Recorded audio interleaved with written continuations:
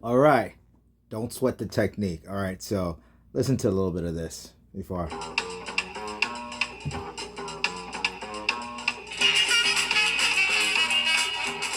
sweat the technique.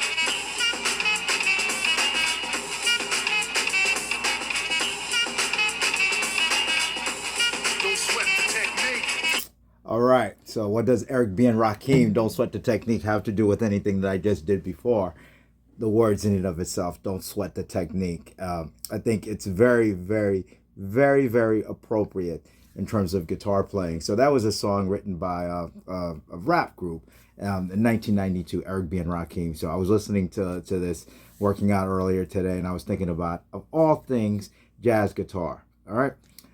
So I started the video with 3 different techniques. I first played with a pick, boom, line. Then I played a little bit classical style with my my fingers and my nails. So then finished up with my thumb, a la Wes Montgomery.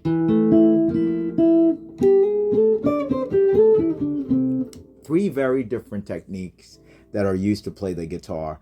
And you know, I just thought about growing up and then practicing all 3 of these techniques a lot and sweating it. So the phrase in and of itself, you know, I kind of looked it up. I kind of thought this was what it meant, but I'm going to read it here. It says, the phrase "don't sweat the technique" generally advises against getting too caught up in the details of the method of something. It encourages focusing on the bigger picture and achieving the desired outcome without being overly concerned about how exactly you got there. All right.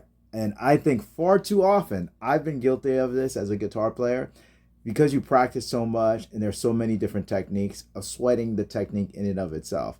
At the end of the day, don't worry about how you get there. You know, you need to practice, you need to develop, yes, your arpeggios, but, you know, I'm not going to be able to play fast wizard-like lines like, you know, Pat Martino.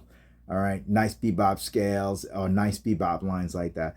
I'm not going to be able to have the facility of the best classical guitarists, Christopher Parkening, Andre Segovia, Miguel Yobet, all these guys that just knew how to work it from that perspective. And the master himself, Wes Montgomery, that developed a unique style playing with the thumb and things of that nature. But what I can do is borrow from all 3 of those things and work on them, but don't sweat them. And I think far too often I've been guilty of this, of just getting so overly caught up in the technique and realizing that it's about the music. And however you get there, don't lose sight of the overall picture, which is the music in and of itself. And then, you know, For them, what they were referring to, Eric, it was about competitors, a warning to competition.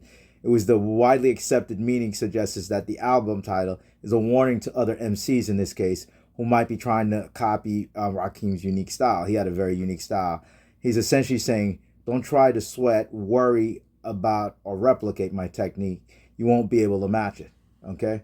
That's kind of key. So at the end of the day, I can borrow from Wes Montgomery, but I'm never gonna play like Wes Montgomery stuff. It's just not gonna happen in this lifetime or any lifetime for that matter.